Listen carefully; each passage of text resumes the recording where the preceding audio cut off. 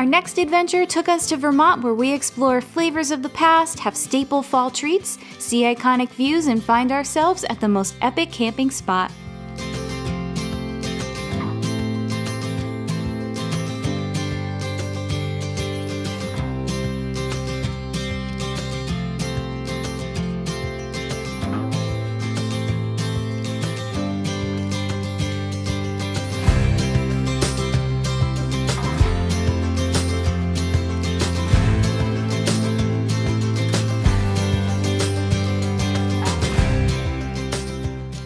We started our day at the Ben & Jerry's Flavor Graveyard at the Ben & Jerry's factory in Waterbury, Vermont. We highly recommend taking the factory tour if you can. We were unable to since we were traveling with our dog. The Flavor Graveyard has granite headstones for all of the flavors no longer with us. We didn't see any of our favorites in there. Our current favorites are fish food and the ones with the chocolate cores. Let us know in the comments what your favorite flavors are.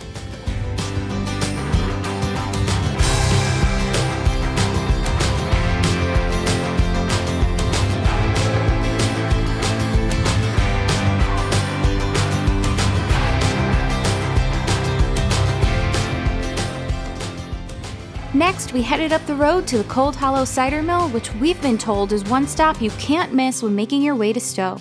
Make sure you get here early if you plan to visit. We arrived just a few minutes after they opened and the parking lot was already full. The mill is known for their cider donuts, but also boasts a market full of syrups and other Vermont goods. They also have a tank where you can taste test the cider, and you can even see the donuts being made fresh to order.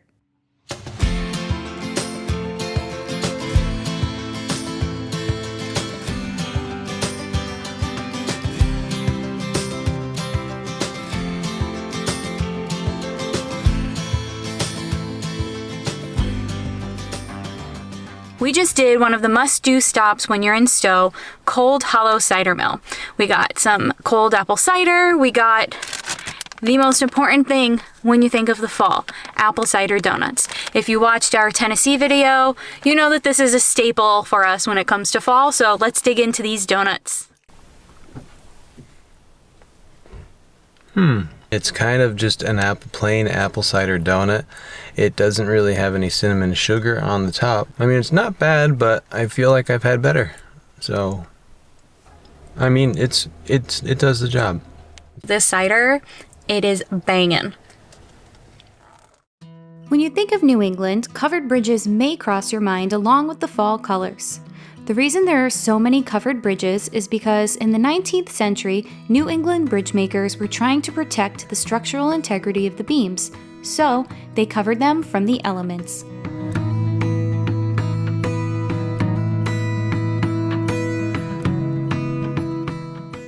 Okay, so right now we're on Goldbrook Covered Bridge, also known as Emily's Bridge. There's two legends. One is that she was riding a horse and got thrown off the horse. The second is that she went to elope and the man she was going to elope with didn't show up and she hung herself, which is pretty spooky.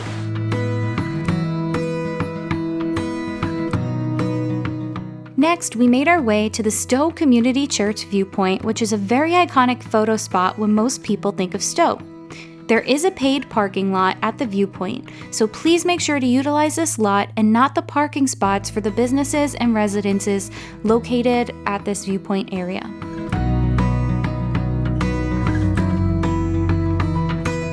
Now it was time for us to go and hike the tallest mountain in the state of Vermont. We have a small change in plans for our day today. We were going to hike the tallest peak in Vermont, which is Mount Mansfield, and unfortunately that has been cut out of the adventure. We just got to the trailhead. There's absolutely no parking. Even all of the parking on the side of the road was taken, and then everything else just said no parking, can't park here. So unfortunately we're not going to be able to do that, which was a big bucket list item for us while we were here. There is a toll road you can take to go up. I don't know if it takes you right to the summit. I think there's a little parking lot a ways up, but it's, I believe, $45. I don't remember the exact number, but it was like $40-some per, I don't know if it was car or per person. I think it was per person, and that's why we said no. It was per person, so. Yeah, that's a lot of money. That's a lot of money. And I'd rather like spend that on like food, coffee, like a something to remember the trip by. When we would much rather hike it than drive it. That's a lot to us. So we're gonna head into the town of Stowe. It's 11 o'clock, so we're kind of heading back down. We started really early down in the area. We wanted to knock those things out so we could head to our next campsite after this hike. So moral of the story, definitely get to the trailhead super early. We'll see you guys in the town of Stowe. Now that we had extra time, we decided to explore the town of Stowe and have a quick stop to fuel up.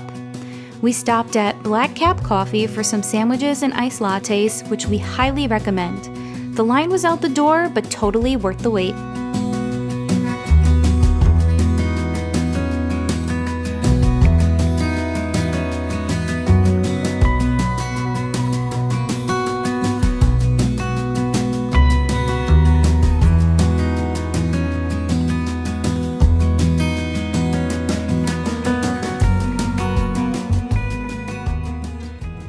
We just got some lunch at Black Cap Coffee and Company.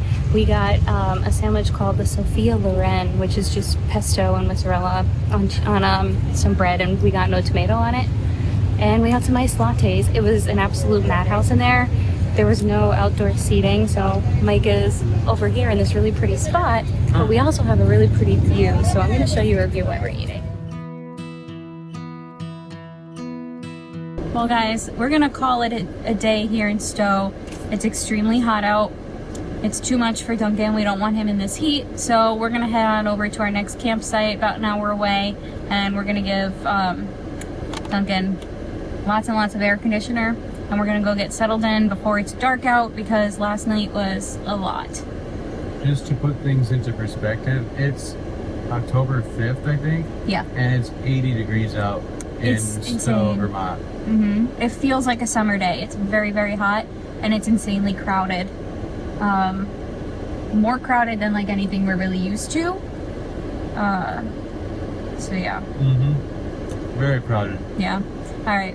We'll see you guys at the campsite. Here's a little interruption to the video, a little PSA that some of you need to learn about. You need to learn about LNT ethics, leave no trace ethics.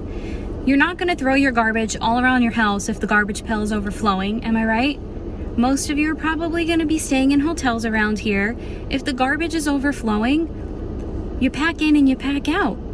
Take your garbage, put it in your car, bring it back to your hotel, your house, or find an empty can somewhere a few feet away on the main street in a garbage there. You don't need to be littering nature like this if the garbage is full. Don't be lazy. Practice leave no trace ethics. It's that easy. Just put it in your car and take it home. It doesn't take a lot of work.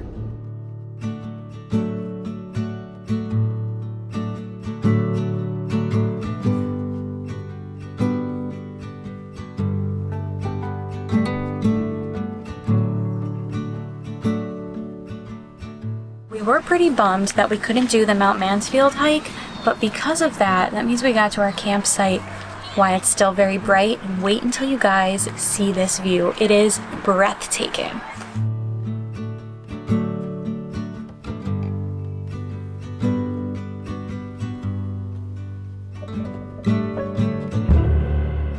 Because we got to the White Caps campground early, we really took advantage of getting the drone up before the sun set. In the morning, we are hiking to the top of the colorful mountains engulfing our campsite at Lake Willoughby. It was really cool to see how high up we're going to be during our hike. As we enjoyed the sun setting on the lake, we got comfy and made dinner while taking in the last bits of sunlight.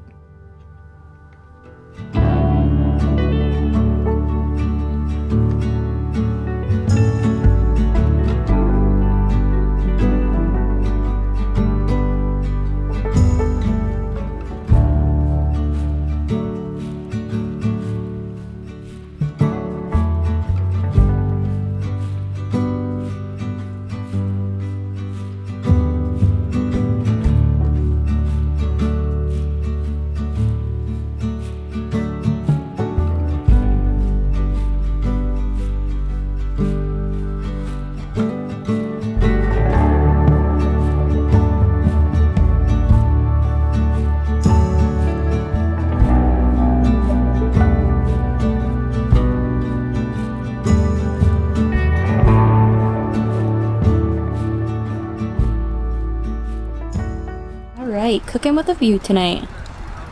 You mean the lake and not me, right? I mean both of you. I think the lake has me a little beat. You are both absolutely breathtaking. Oh, thanks. So is the woman behind the camera. No. Boy, I almost said behind the counter. It was like, you're not behind the counter.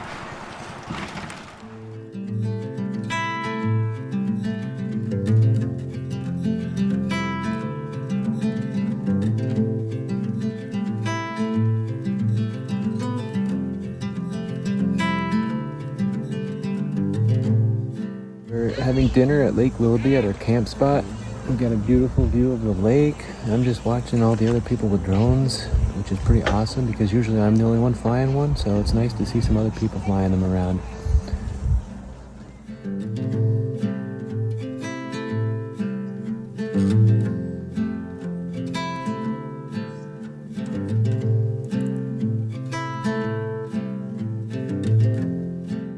No. Blah, blah, blah.